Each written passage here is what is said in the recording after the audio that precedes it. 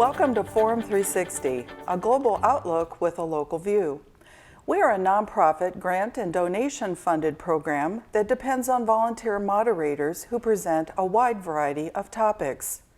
You can follow us on radio WONE FM 97.5 and WAKR AM 1590. We can be viewed on Hudson Cable Television in Hudson, Ohio, and on Western Reserve Public Media Fusion Channel 993 on Spectrum. And you can watch us on YouTube.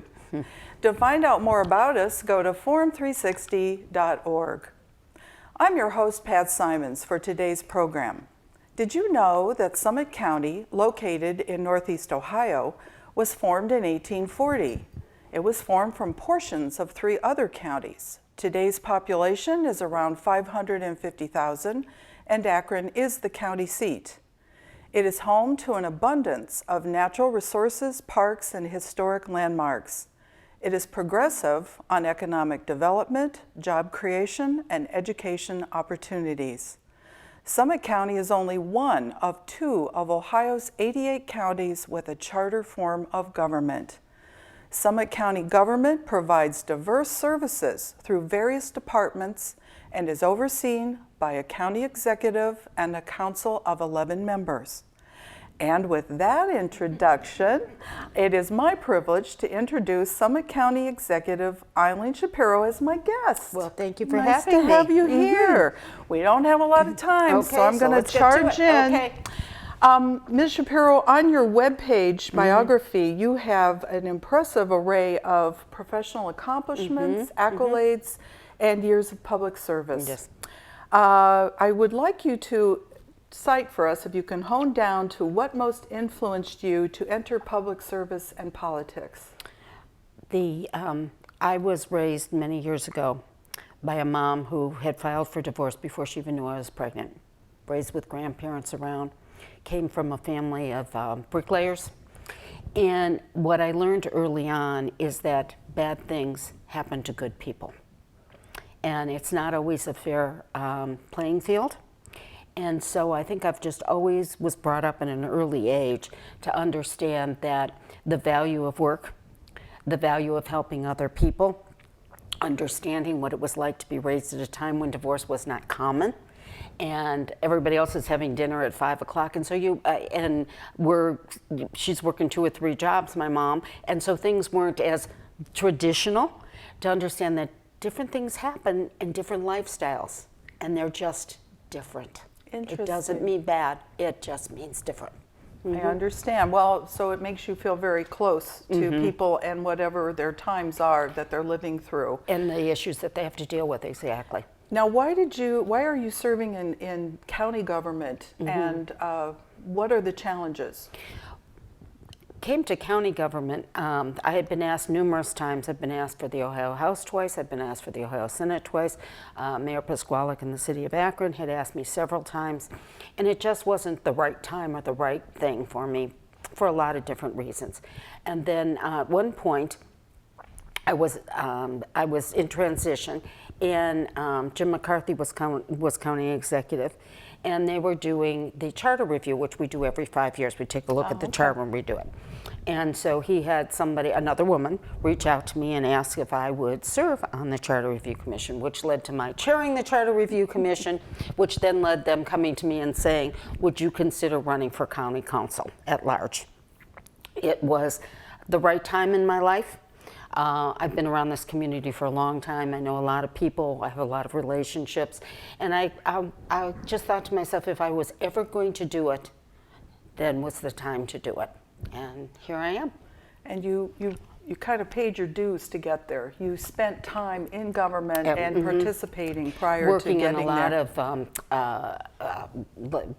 people might remember that there was a sales tax that Tim Davis put on when he was county executive because our bond rating wasn't where it needed to be. And we put it on for a limited time and everybody thought we wouldn't take it off, but we did. And we were also then able to put some money aside, which built up over time, which helped us when the recession hit in 2007 and 2008. So some preventative moves to exactly. keep us afloat during those periods of time. It was very valuable. Now, the charter form of government was voted in 1979, I believe. I think you're right. And then it was amended in 2002 to create the county executive position. And you are the first woman I am to the first serve woman. as executive in Summit County. Well, in the state of Ohio, too. Thank you. So I guess that leads to my next question. In your travels, mingling with other county governments, how often do you meet women in this type of role in leadership? They're usually in commissioner form of government. Some places they actually call them judges. I sit on a national County Executives of America, and I think there's one, maybe two other women that are a part of that. One was in U.S. House of Representatives, and I'm not sure if her title is county executive, but whether it's a county executive, a judge, they call them different things in different parts of the country. She's at the table as well. She's out of Pennsylvania. And so when you look at those, it's really how many women are willing to run for office? What does it mean to actually run for office? There are many people that choose to get involved because maybe they're single issue. But when you are elected, you are there to represent the people. And you may have your own ideas, but they may or may not fit with what your community needs, what the timing is, what the funding is, what the strategies are. It's a very fluid environment.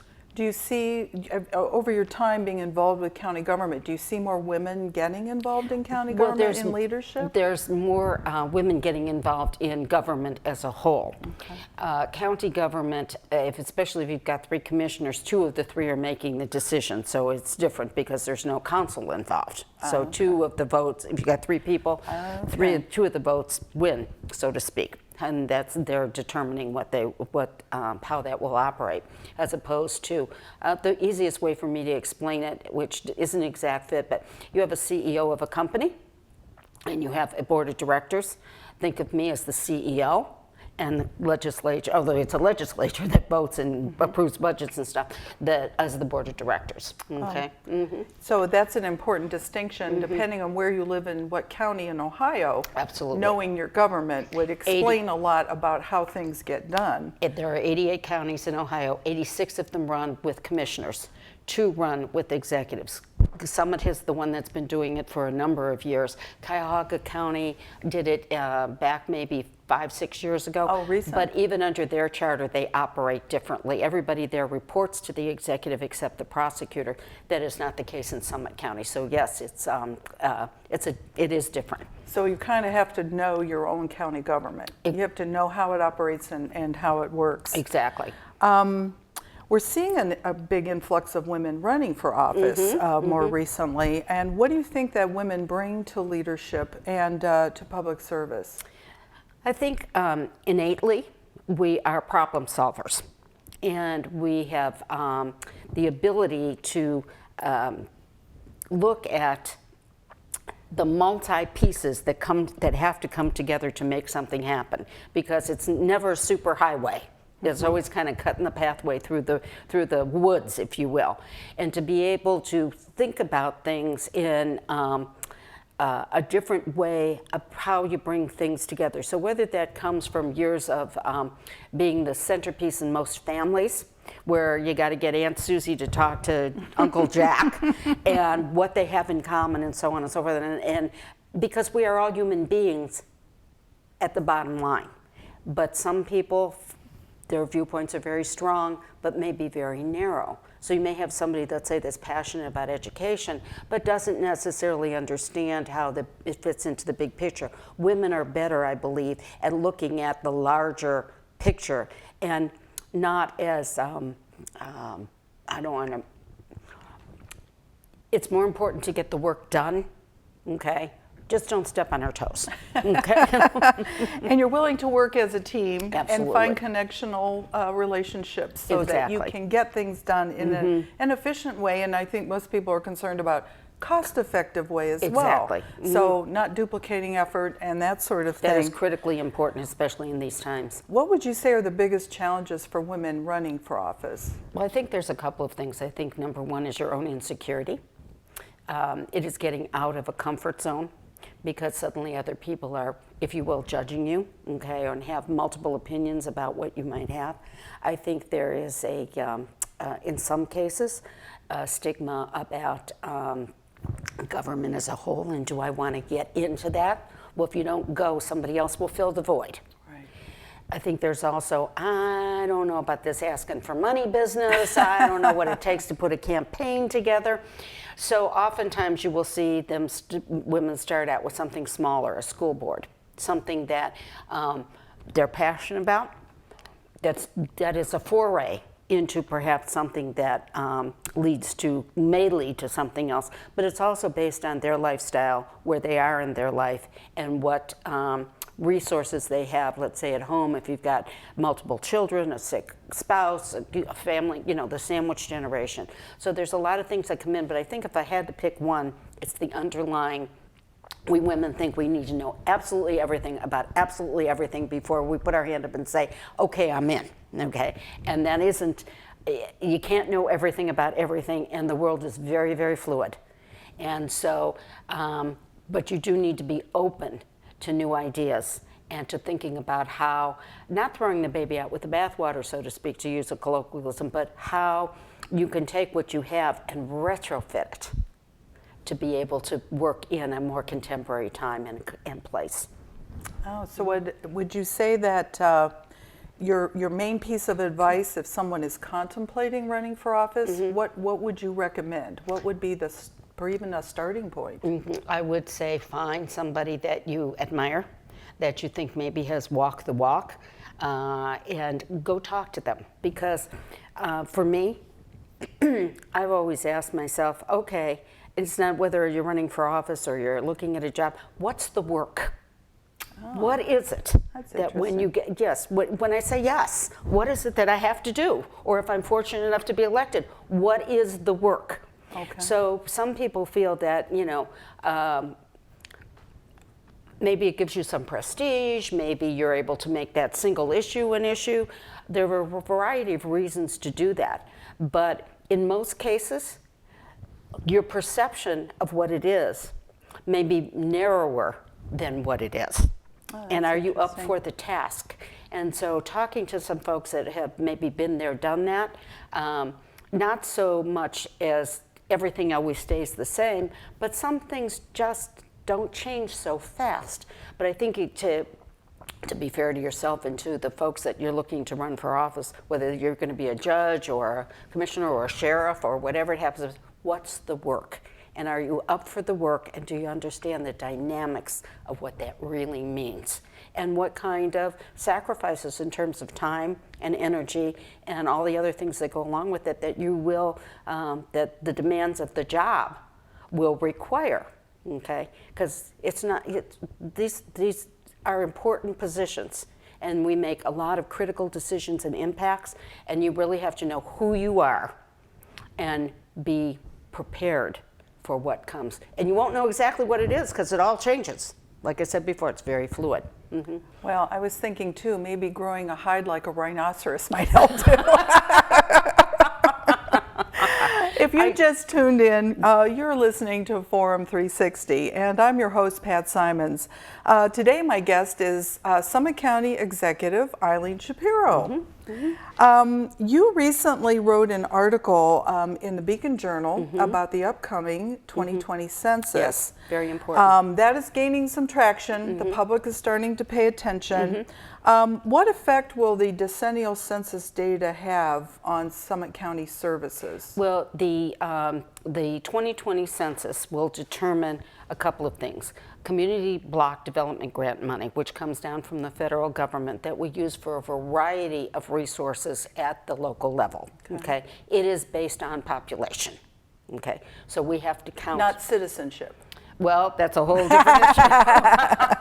I opened that can of worms. I'm not sure that we've had a definitive answer about whether or not that question is going to be on there. But they want the number of the people actually living in the county. Because we provide services to folks no matter what. If somebody is here, in my estimation, we're not going to turn away somebody that's living here that is hungry, that is in need of a medical care, and so on and so forth. So we want to count absolutely everybody. The second piece that is critical, so funding is a critical piece, is the redistricting. So for those folks that are interested in, you've heard a lot of noise, especially about Ohio, and now I think that what the voters passed in redistricting is now going to be challenged. Correct. So how the numbers flow, if you don't count the people that are there, we're the 4th largest county in the state. Okay. So you got Cuyahoga, you got Columbus and Cincinnati.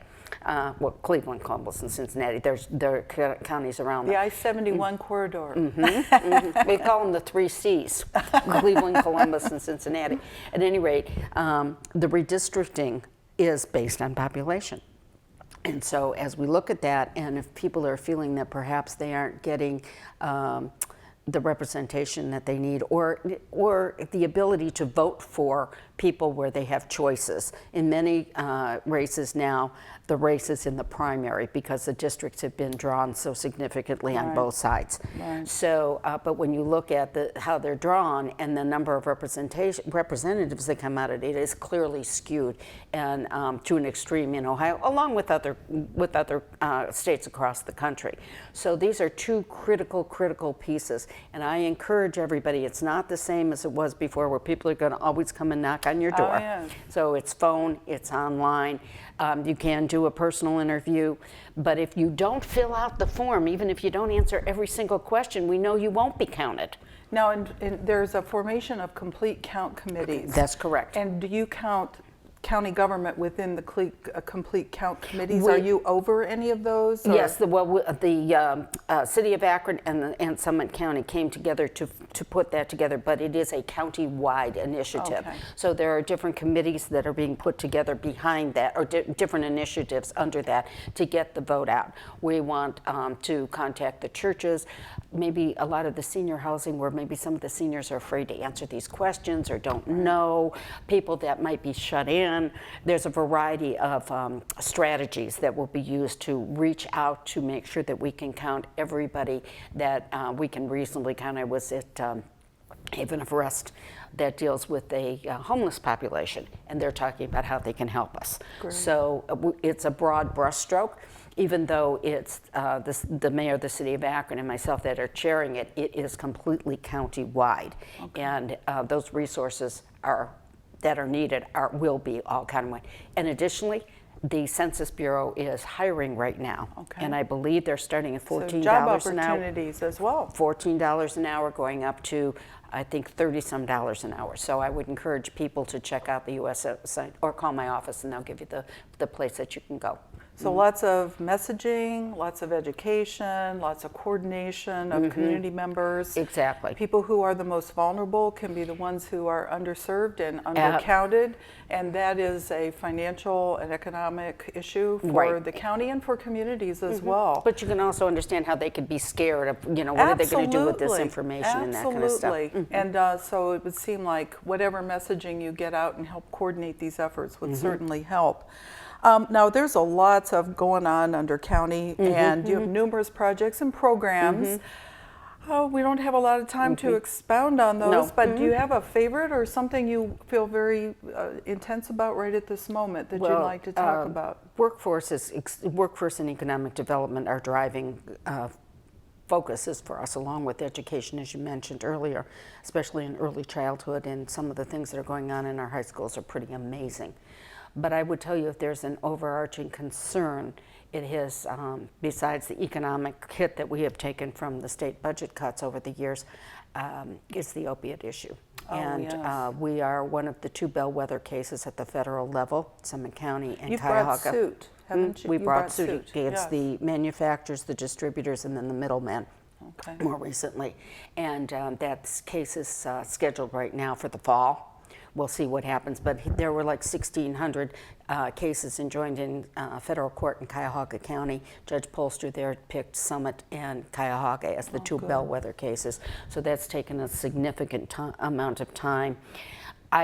We don't overblow what a financial remuneration might be, but we clearly want the behavior change because it has impacted so much. And sometimes a lawsuit's the only way to bring that change. Well, a lot of people have been injured and the long-term effect of having what these kids have seen. CSB, our Children's Services, got in over 30% more kids. I mean, it just is a longer term.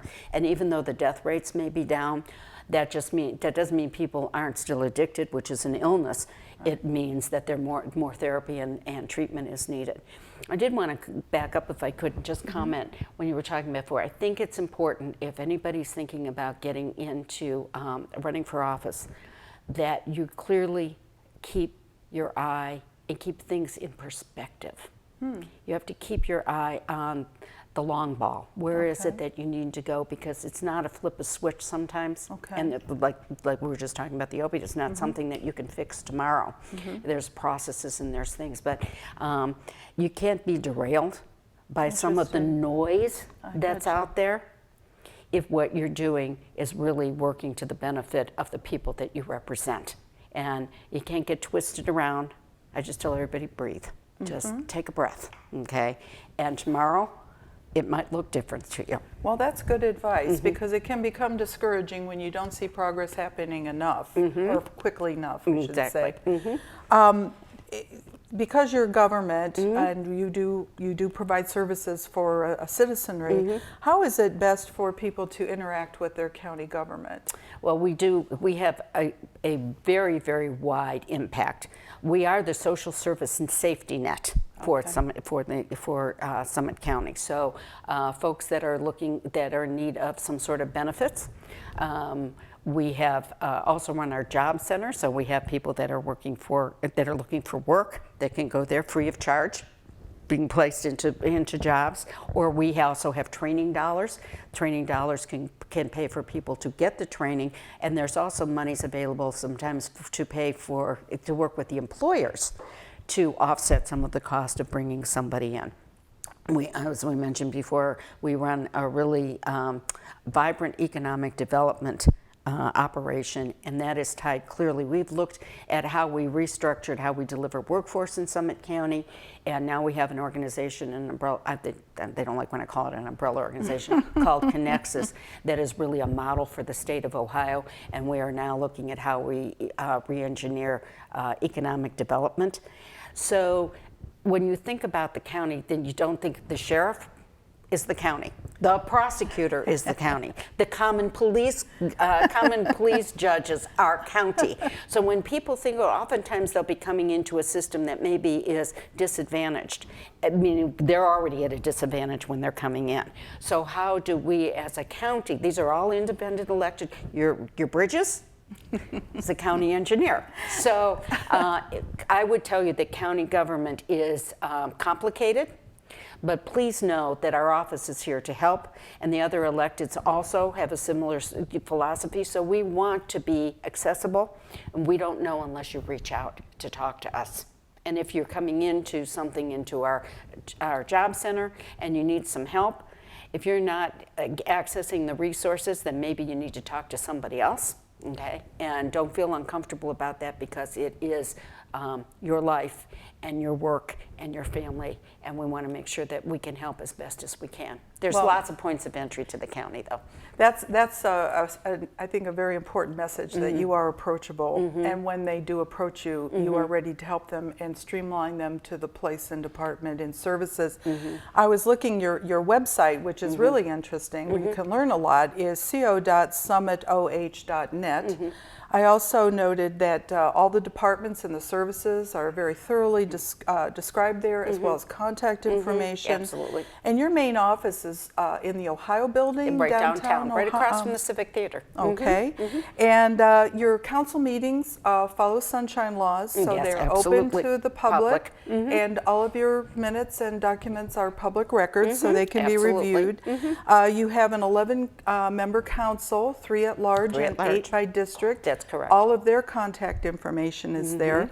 I also found an interesting link that took you to Wikipedia. Oh, okay. And I just, if you Google Summit County, Ohio on Wikipedia, it's just a fascinating article.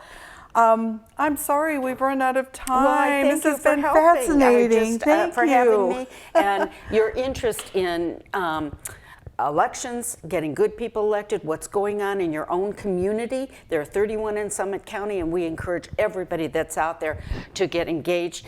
And I also want to remind everybody, Tuesday is election day if you have a vote in your local area. I love that as a final thought. Thank you. Just right on.